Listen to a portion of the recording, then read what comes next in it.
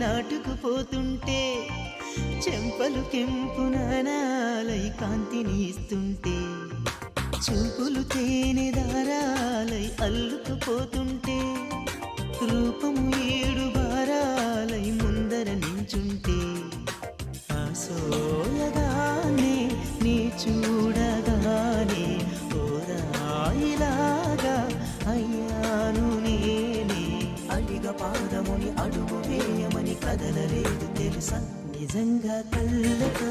వింతగా మంత్రమేసింది